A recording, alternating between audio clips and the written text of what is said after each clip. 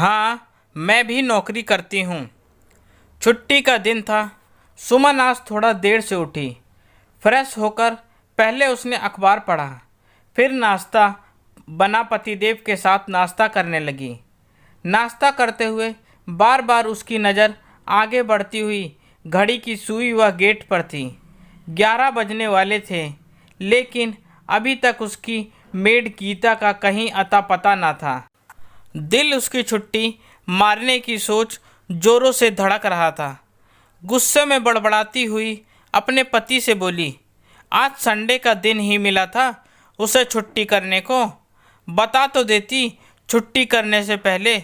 उसकी बात सुन उसके हस्बैंड के दिमाग की घंटी बजी और वह हड़बड़ाते हुए बोले, सॉरी यार, मैं बताना भूल गया। कल वह आज छुट्टी पर रहेगी, मुझे बताकर गई थी। उनकी बात सुन सुमन का चेहरा तनमना गया। ये क्या बात हुई भला? पहले बता देते तो मैं जल्दी उठकर कम से कम कुछ काम निपटा लेती। अब करवाना आप भी मेरे साथ अकेले। मुझसे नहीं होगा, वैसे ही मेरे घुटनों में दर्द है। सुनो, तुम एक बार उसको फ़ोन करके देखो, क्या पता आ जाए। तुम्हें पता है ना, आज मुझे कुछ ज़रूरी काम निपटाने हैं। प्लीज़ एक बार कोशिश कर लो। तुम्हारी तो उससे बड़ी अच्छी बनती है। उसका पति बोला, हाँ मेरी तो सहेली है वो, मैं ही उसे ज़्यादा तनख्वाह देती हूँ। बड़बड़ाते हुए सुमन ने कुछ सोच गीता को फ़ोन लगा दिया। हेलो गीता, तू आज आ सकती है क्या? अरे नहीं दीदी, मैं तो भैया को बताकर आई थी आज की छुट्टी की। आज मेरी ननद आ रही है, 12 बजे तक पहुंच जाएगी वह। तो तू जानती है ना तेरे भैया कितने भुलक्कड़ हैं, उन्होंने बताया ही नहीं। और देख, तुझे पता है ना मेरे घुटनों में कितना दर्द रहता है। प्लीज़ आजा थोड़ी देर के लिए, बस सफाई कर देना, बर्तन मैं खुद कर लूँगी, मेरी तकलीफ़ समझ। गीता उसके यहाँ कई सालों से काम कर रही थी और दोनों ही एक दूसरे का सुख दुख समझते थे। कुछ सोच गीता ने कहा, अच्छा दीदी, आधे घंटे के लिए आ जाती हूँ। गीता ने आकर सफाई कर दी। जब वह जाने लगी तो सुमन ने कहा, रुक गीता, मैं तेरे लिए 2 सूट लाई थी कल। इस बार बच्चों के जन्मदिन पर नहीं दे पाई थी ना, तुझे कुछ बता कैसे हैं? अरे दीदी, आपने पसंद किए हैं तो अच्छे ही होंगे। कौन सा ज़्यादा पसंद आया तुझे इनमें से? बता कौन सी सिलवाएगी? दोनों ही बहुत सुंदर सूट हैं दीदी, मुझे तो समझ ही नहीं आ रहा, आप ही बताओ। भाई मेरा काम लाना था, अब देख ले, जो तुझे पसंद आए उसे सिलवा लेना या दोनों ही सिलवा ले। अच्छा चल, तेरी ननद आ रही है ना, उससे पसंद करवा लेना, सुमन ने कहा। नहीं दीदी, अपनी ननद को तो मैं दिखाऊंगी भी नहीं। क्यों? क्या वह ले लेगी इसलिए? अरे नहीं दीदी, ये बात नहीं। उसे नहीं पता ना कि मैं घरों में साफ सफाई का काम करती हूँ। अगर उसे पता चला तो उसे अच्छा नहीं लगेगा यह सुनकर। क्यों गीता, क्या बुराई है इस काम में?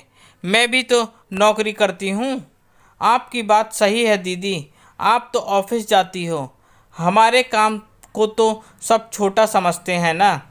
मेहनत व ईमानदारी से किया कोई भी काम छोटा बड़ा नहीं होता गीता, छोटा बड़ा तो उसे हमारी सोच बनाती है। अच्छा तू ही बता, पहले तो तेरे आदमी को भी पसंद नहीं था कि तू यह काम करे, लेकिन जब घर में आमदनी बढ़ी और रहन सहन अच्छा हुआ तो उसकी सोच बदली ना।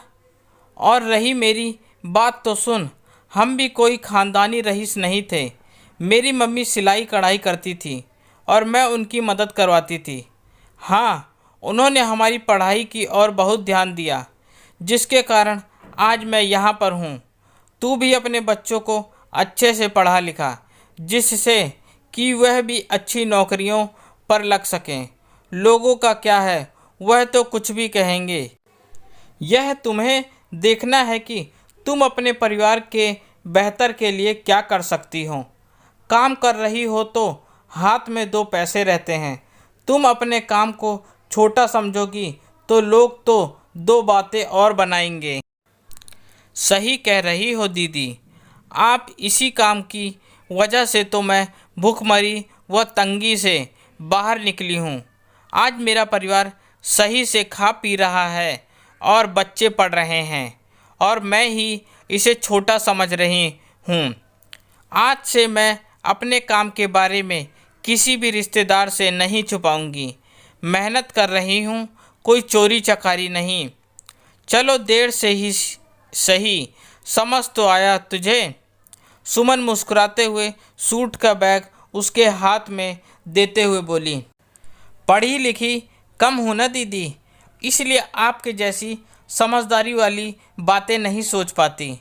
हाँ, पर अपने बच्चों को खूब पढ़ाऊँगी। अच्छा चलूँ दीदी, मेरी ननद आती होगी, उसको आपके लिए सूट भी दिखाऊंगी और यह भी बताऊंगी कि मैं भी नौकरी करती हूँ, वह भी घरों में साफ सफाई का। यह कहते हुए गीता की आंखों में चमक व चेहरे पर मुस्कान तैर गई।